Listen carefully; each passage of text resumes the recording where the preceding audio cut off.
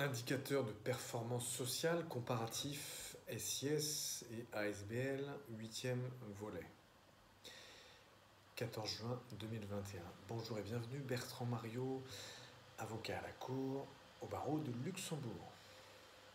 Une des caractéristiques essentielles de la société d'impact sociétal, la SIS, est d'avoir une obligation de rendre compte de ses performances en matière d'impact sociétal, comme son nom l'indique. Ainsi, à la différence de l'entreprise sociale sous forme de société commerciale pure et simple, c'est-à-dire sans agrément SIS, la SIS, c'est-à-dire sans agrément SIS, oui, donc à la différence de l'entreprise sociale sous forme de société commerciale pure et simple, c'est-à-dire sans agrément SIS, ou encore sous forme d'association sans but lucratif, d'ASBL, une entreprise sociale qui serait sous forme de société commerciale normale, ou de société ou d'association sans but lucratif. La SIS se doit, donc c'est une différence, donc la SIS se doit de détailler dès sa création, puis régulièrement des indicateurs de performance sociale. L'agrément ministériel Société d'impact sociétal sera ainsi accordé sous réserve de la présence d'indicateurs de performance permettant de vérifier de façon effective et fiable la réalisation de l'objet social.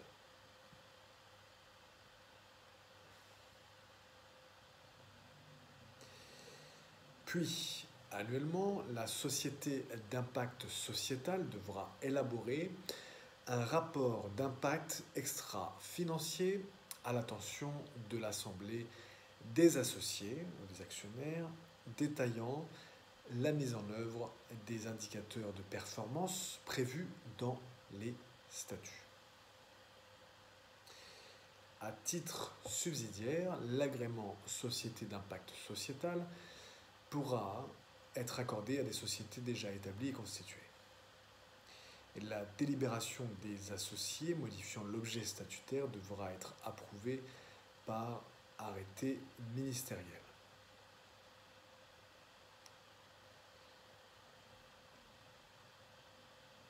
Et donc bien sûr, ce qu'il y a d'important à retenir, c'est que ces indicateurs de performance sociale doivent être mentionnés dans les statuts.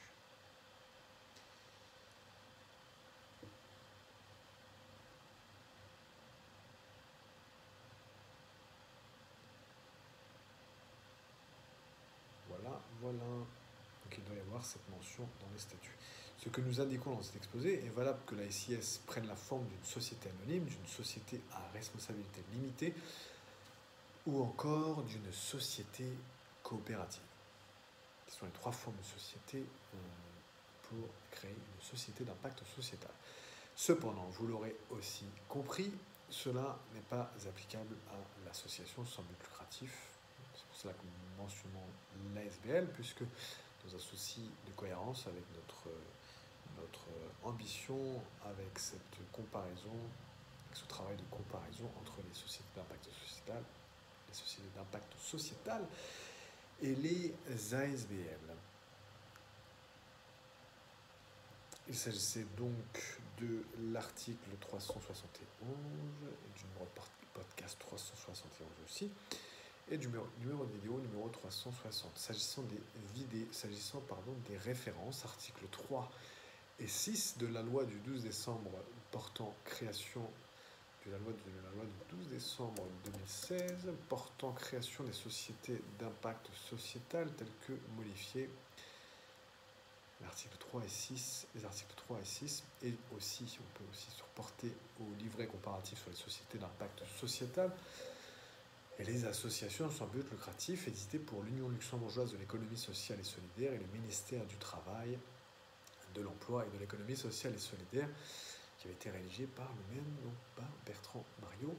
Et vous pouvez aussi vous reporter à l'exposé Objet social, comparatif SIS ASBL, qui était le 7e volet en chiffre romain numéro 7 et numéro 370 pour le numéro d'article de podcast et numéro 359 pour le numéro de vidéo. Et cela était donc, cet article, l'objet sur l'objet social, cet exposé sur l'objet social, était daté du 11 juin 2021 et qui a été rédigé par moi-même Bertrand Mario. Donc voilà, donc indicateur de performance sociale, comparatif SIS à SBL, 8e volet en chiffres romains, 8, numéro 371, 360, 14 juin 2021, Bertrand Mario, avocat à la Cour, au barreau de Luxembourg, pour vous servir à très bientôt. Merci beaucoup.